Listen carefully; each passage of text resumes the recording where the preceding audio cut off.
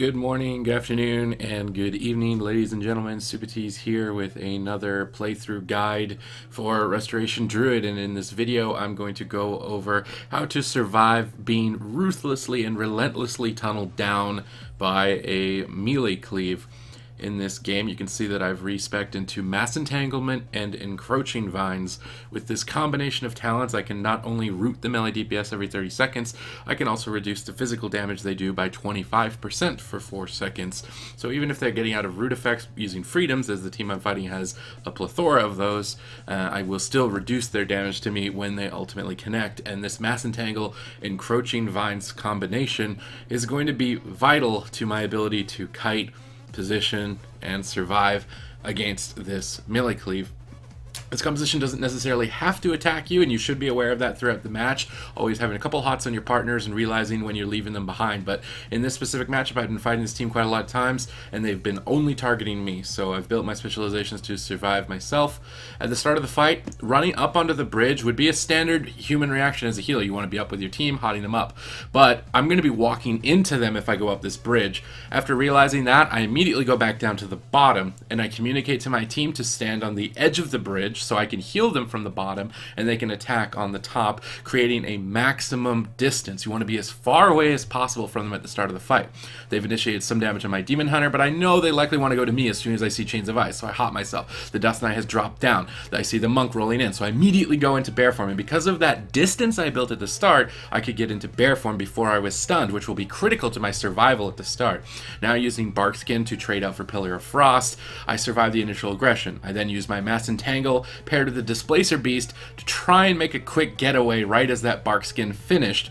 After I've managed to close the gap, I use Innervate, I get more hots up, and then jump into bear form to tank them away. I said at the start of the match, they have a lot of freedoms, a lot of sprints with Ride the Wind, Wraithwalk, Blessing of Freedom, and Tiger's Lust, so they will have a lot of uptime as this composition. So I need to focus on always moving with travel form, refreshing my hots when they aren't connecting.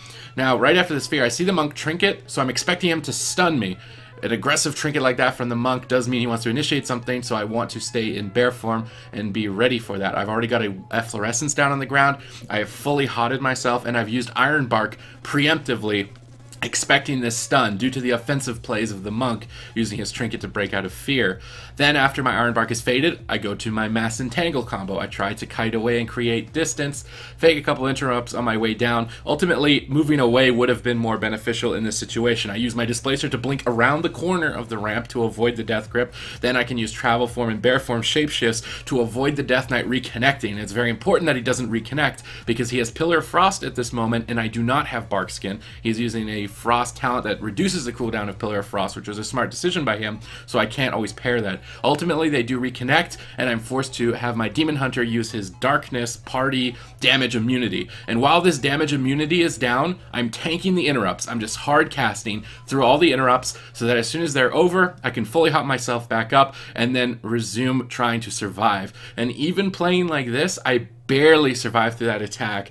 One of the most important things throughout all of this is that my life blooms remain at 3 stacks the entire time, and right before they finish, I need to refresh them to get the bonus healing. At this point, I opt to refresh them beforehand. I don't want them falling off before the stun combos. It would have been a bit more beneficial for me to be in bear form at this point, but because I was able to get away and get the Death Grip earlier, I used Displacer Beast right away. I do not have a Barkskin to trade for Pillar of Frost, so I need to kite and avoid being attacked. Trying to tank them in this position would be a bad idea. I'm still keeping hots on my Demon Hunter. I still am aware that they could swap to him, and I've used Iron Bark preemptively, expecting a stun. The Monk has used Touch of Karma. I know he wants to commit. He wants to go all-out aggression during the Pillar of Frost of his Death Knight, so I want to get Iron Bark up, get into bear form, start tanking them out. And even with full hots, Iron Bark, and bear form, I am still struggling to survive. But with a refreshed life bloom, it goes off there right at the end of the stun, healing myself back up. I have to spend a couple of globals, instantly getting that back to 3 stacks. That life bloom is my highest health per second. That life bloom is my lifeline to survive against this team. So if it falls off, I need to make sure I get it right away. As soon as my Barkskins are over, my Iron Barks are done, I go back to my Mass Entangle, rotating between the damage reduction of that and the damage reduction of my Barkskins to also kite them, get their freedoms. My warrior does a nice Storm Bolt on the Death Death Knight during freedom, which allows me to easily displace down the ramp. Now in this position, I've left my Demon Hunter behind. I'm slightly worried about him, so I go up the ramp to make sure I get one hot on him, because if I do kite too far away, they could easily swap. Now in this position, they have Pillar of Frost, and I have Bark Skin, so I'm waiting to be stunned. I'm in bear form. I'm trying to read the amount of damage before I use Bark Skin right away, but after I dip below 50%, I realize this is too much. Paladin has Avenging Wrath. They're going to be able to stay on me because his healing output is going to be very high during this moment. I become very desperate. I use my War Stomp to buy more time, try to get more distance. I know they have their double stun combo, and I do not have Bark Skin. So I'm trying to kite for my Iron Bark to come off CD. I'm using the Mass Entangles. I'm getting freedoms out of the Paladin. Trying to refresh my Life Bloom as well. Right before it went off, my DPS stunned them to try and refresh that. But ultimately, I got caught out of bear form. But with these Life Blooms healing me, it buys me enough time to stay alive. Jumping into bear form. Tried to displace out of line of sight, but I ended up making a mistake by blinking too far on the right of that pillar. I should have been more to the left. It's really risky with those pillars. You might clip along the wall and not go all the way around it, so it's a bit of a gamble either way. Blinking around the ramps is a lot more consistent than these tiny pillars on the side. And because he was able to death grip my displacer during this time where I don't now have Iron Bark and don't have Bark Skin, I'm very vulnerable. So I'm spam shapeshifting.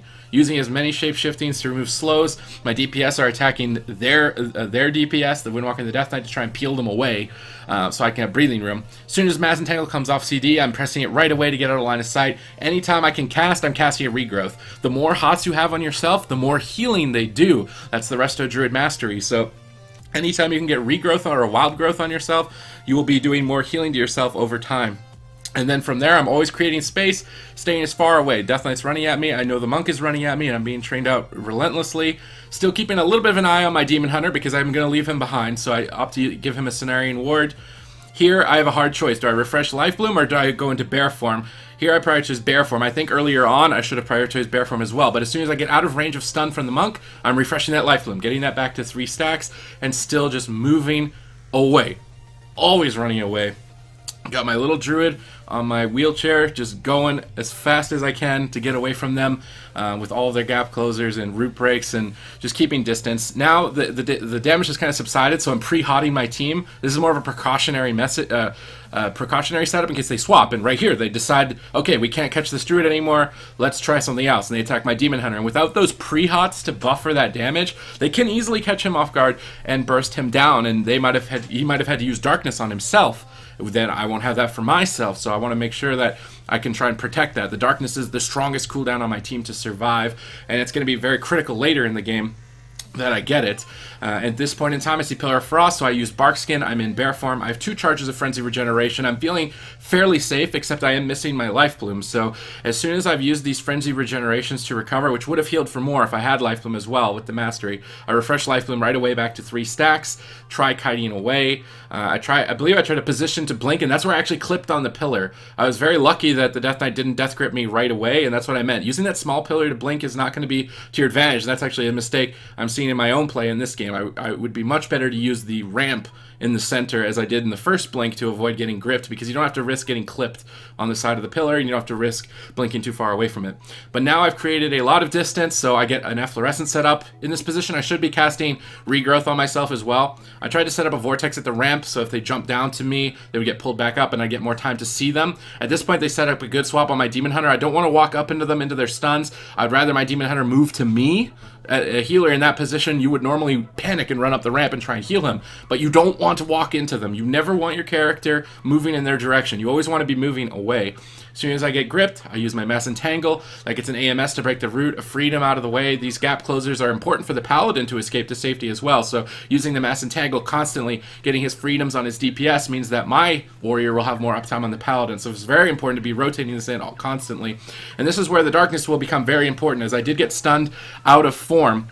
And because I knew I needed Darkness in that position, Bark Skin wouldn't be enough, being stunned out of form with minimal hots. I don't use Bark Skin and Darkness. I make the call, I am too low, I'm going to use Darkness instead for my teammate, and then save Bark Skin for after the Darkness, because as you can see, I'm still very low, even after Darkness. So saving that Bark Skin until it was over was very important to not panic. Then I used War Stomp, which actually gets an Icebound Fortitude from the Death Knight, which is an important defensive. He used that to break a War Stomp to train me. You can tell he's getting agitated. He wants to to put me down, basically. So I know they're going to keep going all out on me after seeing him use Icebound Fortitude that way. So I'm still just constantly running away from them, maintaining 3 life limbs, also off-healing my Demon Hunter. I see the Monk isn't on me, and he's using Fist of Fury on my Demon Hunter. That means that the Monk is actually bursting the Demon Hunter, so I have to keep an eye on him, but I also want to be in bear form ready for them to swap to me, and I'm always moving away from the Monk. At this point, I use Vortex on the top, and then I jump to the bottom to try and kite the Monk as much as I can. I move onto this ramp on the side. Pillar of Frost is currently activated. At this point, I am basically clenching my butt cheeks because we are very deep into dampening. The game has been going on for a long time and I'm running out cooldowns. My only option here is for my team to peel. So my Demon Hunter uses a Chaos Nova, stuns all of them. Then my Warrior comes back and fears the whole team, buying me a break to blink up the ramp and avoid being death gripped and attacked. And these clutch peels from my teammates were very important to my survival. So definitely you want to include your team. When you're running low on defensive cooldowns like Barkskin or Iron Bark, you want to call your team back. Do you have a stun? Do you have a fear? Do you have an imprisonment? Do you have any crowd control to stop them from training you into the ground? Then you want to use the Displacer when the Death Knight is CC'd so he can't immediately pull you back into damage, and I completely restabilized. I went from a situation where I had nothing and I was just clenching really hard to stay alive. Now I want them to race down the Paladin. I have Barkskin, I have full hots. I'm fully prepared for them to attack me here, but they can't get the kill just yet, so my Warrior does decide to come back. They're not going to kill through the Avenging Wrath. And they need to wait for that cooldown to be over, so he comes back to try and assist me. At this point, I'm calling for peels again, so I believe my Demon Hunter imprisoned the Death Knight so I could displace away. And in dampening, kiting and avoiding damage, way more important than trying to heal through it. You try to stand still and power heal when your healing's reduced by 20%, no, that is not going to work. You need to get away from the damage this deep into dampening. Earlier on in the game, sure, you can tank it a little bit, get through the interrupts, have your team be aggressive and put out damage at the same time, but this late in the game, avoiding damage is more important than trying to heal through it, so I'm still constantly moving away from the Death Knight. I'm keeping him in my peripheral vision. I see him far end of the bridge, I'm still moving away from him. He's on the bottom of the ramp, I'm going to move to the other side. I vortex him down on the side of the ramp, trying to prevent him from helping his Paladin. I see them training the Paladin, so I'm trying to create distance, make sure that I'm as tanky as I can be, because the Paladin is going to be the kill target ultimately in this fight. Being in bear form preemptively for stuns, I'm predicting the burst. I'm also playing Druid of the Claw and not Thorns. Druid of the Claw, anytime I crit, I apply a rejuvenation to myself. It's very good healing if you're pinned down in bear form.